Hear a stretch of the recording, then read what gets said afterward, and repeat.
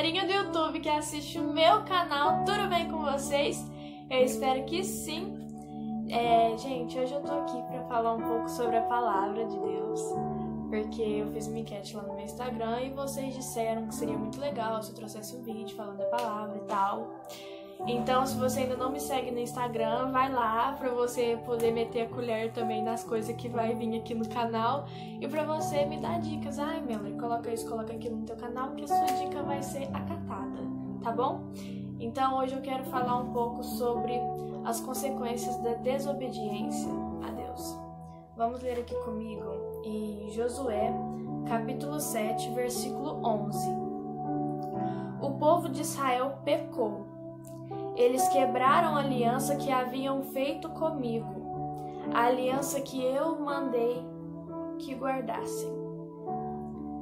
Gente, quando o povo de Israel foi lutar para conquistar Jericó, Deus deu uma ordem, que era para destruir a cidade, que não era para ficar com nada do que pertencia a ela. Acontece que Acã desobedeceu essa ordem. Acã desobedeceu a ordem. E por causa do pecado de Acã, o povo de Israel não conseguiu conquistar Ai, que era outra cidade que também eles estavam querendo conquistar. E Deus mostrou o pecado de Acã para Josué, aqui no versículo 11 também. Foi onde Deus mostrou o pecado. E mandou que matasse Acã e a família dele. Isso é a história. Agora, o primeiro ponto. O nosso erro, eu acho que eu já disse isso no canal alguma vez. O nosso erro pode prejudicar as pessoas que estão ao nosso redor. Porque às vezes a gente pratica as nossas ações e fala assim, não, eu vou fazer isso daqui porque se der ruim, vai dar ruim só pra mim. Mas não é desse jeito. As pessoas que estão ao nosso redor, elas sofrem as consequências dos nossos erros. Elas sofrem as consequências das coisas boas também que a gente faz. Entende?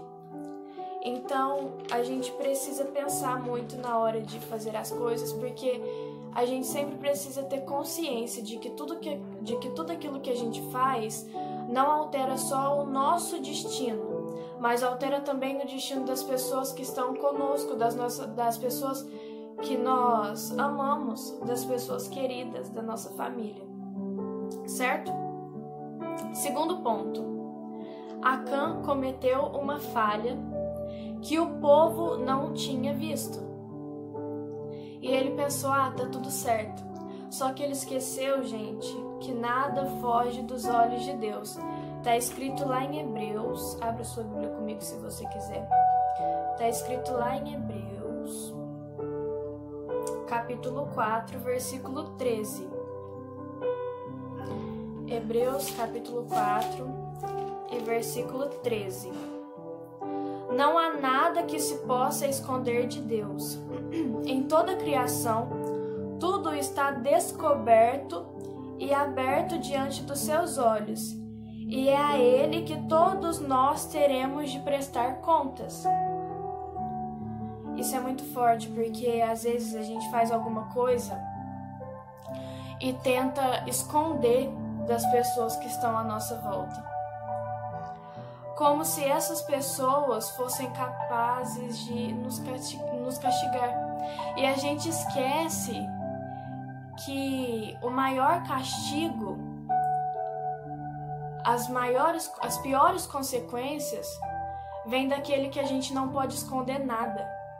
Porque talvez Acã pudesse pensar assim, eu preciso esconder isso daqui, porque se Josué vê que eu peguei isso, ele vai mandar me matar.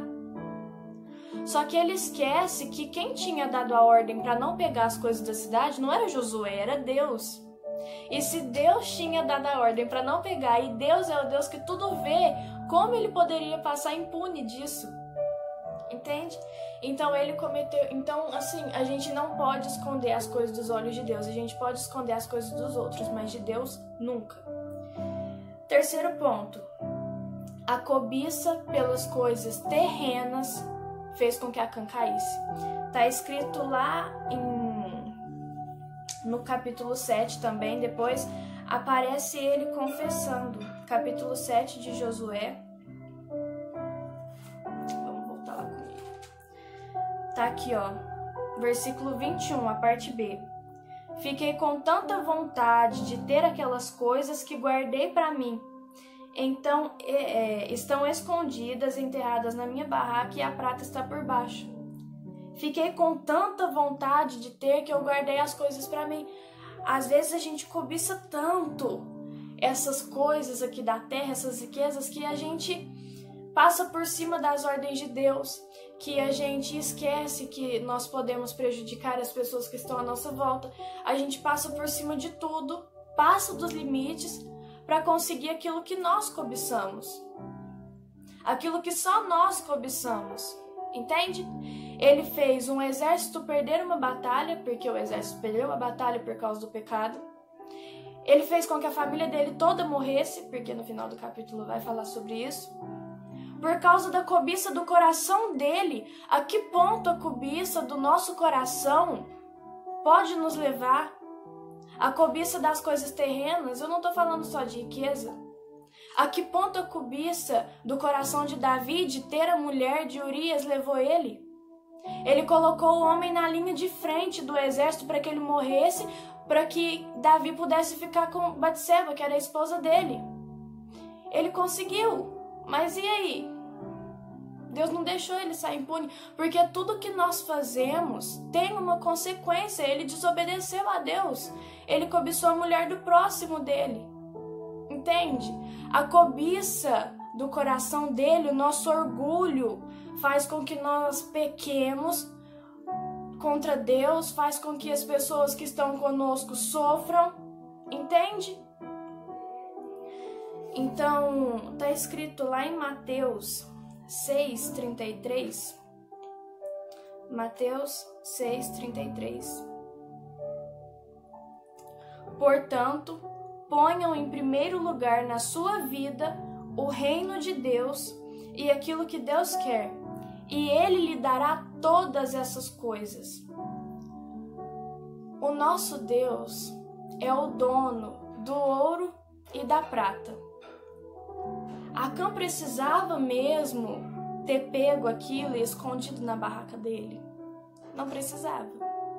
Aquilo não ia fazer falta para ele. Sabe por quê? Porque aqui em Mateus 6:31 está escrito: portanto, não fiquem preocupados perguntando onde é que vamos arranjar comida, ou onde é que nós vamos arranjar bebida, ou onde é que nós vamos arranjar roupas, pois os pagãos é que estão sempre procurando essas coisas. O Pai de vocês que está no céu sabe que vocês precisam de tudo isso.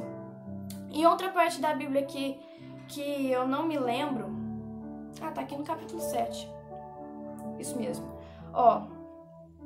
Capítulo 7, versículo 9. Por acaso algum de vocês que é pai será capaz de dar uma pedra ao seu filho quando ele pede pão? Ou lhe dará uma cobra quando ele pede um peixe? Vocês, mesmo sendo maus, sabem dar coisas boas aos seus filhos. Quanto mais o Pai de vocês que está no céu dará coisas boas aos que lhe pedirem. Entende?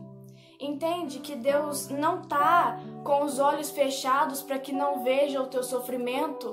Deus não está com os ouvidos tampados para que não ouça a sua súplica. E Ele é o Deus que sonda o nosso coração. Acã podia muito bem ter visto aquilo ali e ter orado no seu coração: Deus, eu não vou pegar, Deus, porque o Senhor pediu para não pegar. Mas que em algum momento da minha vida o Senhor permita que eu tenha isso daqui que eu tô vendo. Se ele tivesse orado isso com sinceridade, talvez Deus teria dado mais do que ele olhou. Mas ele não foi humilde, ele não foi obediente e ele sofreu por causa disso. Quarto ponto: a desobediência gera mentira e o pai da mentira é o diabo. A consequência gera mentira, está lá em Josué capítulo 11, a parte B. Foi aqui eu li, Josué capítulo 7, versículo 11. E a parte B. Eles roubaram essas coisas, Deus falando para Josué. Eles roubaram essas coisas, mentiram por causa delas e as colocaram no meio da bagagem deles. Além de ter desobedecido a Deus, já é um pecado, já desobedeceu a Deus, eles ainda mentiram, escondendo as coisas na bagagem. Tá vendo? Que uma coisa vai desencadeando a outra. Quando o trem não é pra ser, um pecado vai desencadeando a outra. E uma mentira desencadeia a outra. Porque, imagina, vou colocar aqui numa situação. A mãe não gosta que a filha saia de casa e volta tarde pra ir pra festa. A pessoa vai e fala assim: não, mãe, eu vou pra casa da minha amiga. Entende? E aí a pessoa vai pra festa e depois dorme na casa da amiga. Na hora que a mãe for perguntar de como foi a festa, ela vai falar: ah, mãe, foi... Entende? Ela vai falar de uma festa que ela nem foi, ela já tá inventando outras coisas. E a gente torna, assim, um escravo desse ciclo. Porque como a gente não fez aquilo que a gente falou que ia fazer, a gente começa a inventar mentira para as outras situações. E a gente se torna escravo desse ciclo, entende? Então, o diabo é o pai da mentira, está escrito lá em João, capítulo 44. João, capítulo 44. Capítulo 44? Não, gente, capítulo 8. E versículo 44. Tô nervosa. João 8 e 44. Vocês são filhos do diabo e querem fazer o que o pai de vocês quer. Desde a criação do mundo, ele foi assassino e nunca esteve do lado da verdade, porque nele não existe verdade. Quando o diabo mente, está apenas fazendo o que é o seu costume, pois é mentiroso e é o pai de todas as mentiras. E eu disse que a gente vira escravo desse ciclo de mentiras, e está escrito aqui em Gálatas, capítulo 5, versículo 1. Cristo nos libertou para que nós sejamos realmente livres. Por isso, continuem firmes como pessoas livres e não se tornem escravos novamente.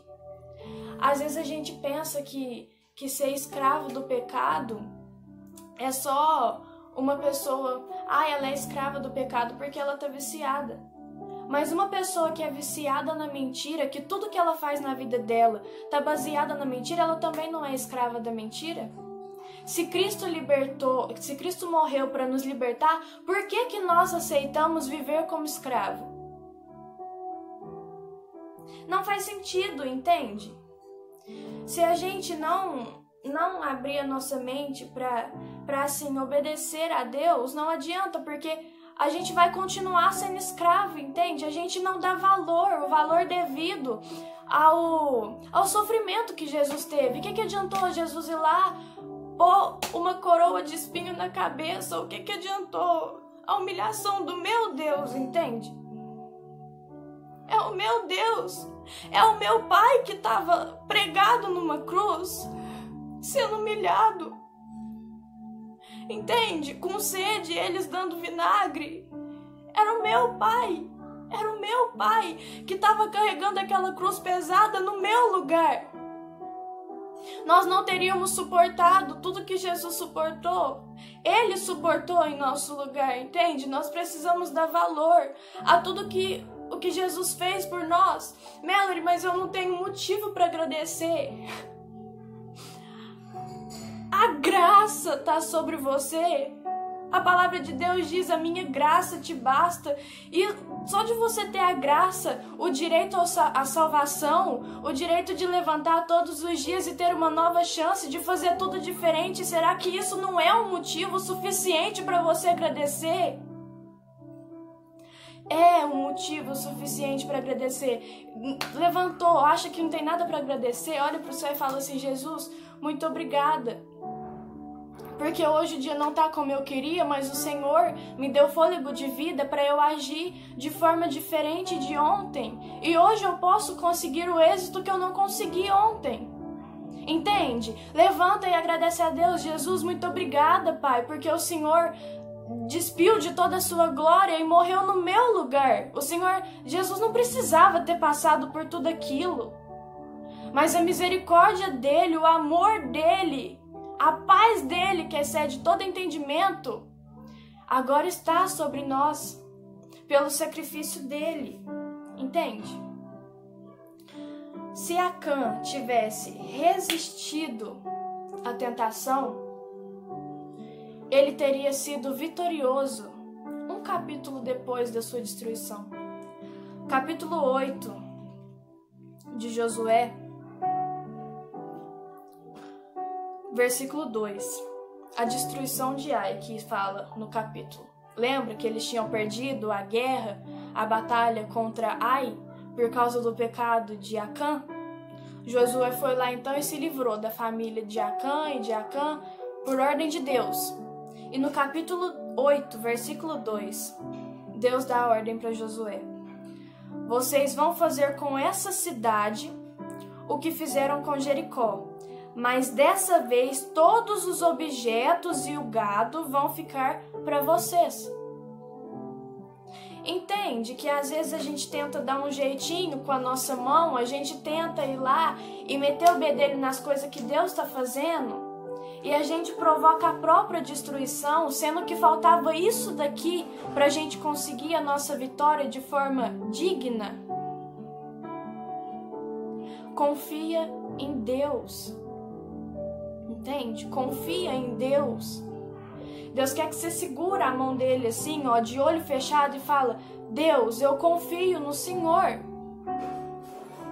Se Acã tivesse esperado um pouquinho, na próxima batalha que ele fosse, o próximo povo que ele fosse enfrentar, ele já teria conquistado aquilo que ele invejou na outra batalha, entende? Sabe a oração que eu falei que ele podia ter feito no coração? Deus, eu não vou te desobedecer, então me permita que algum dia eu tenha isso. Na outra batalha, Deus já ia ter permitido. Entende? Então, nós precisamos de paciência. A Bíblia fala lá em... Deixa eu ver aqui. Hebreus capítulo 10, versículo 36. Que a gente precisa ter paciência.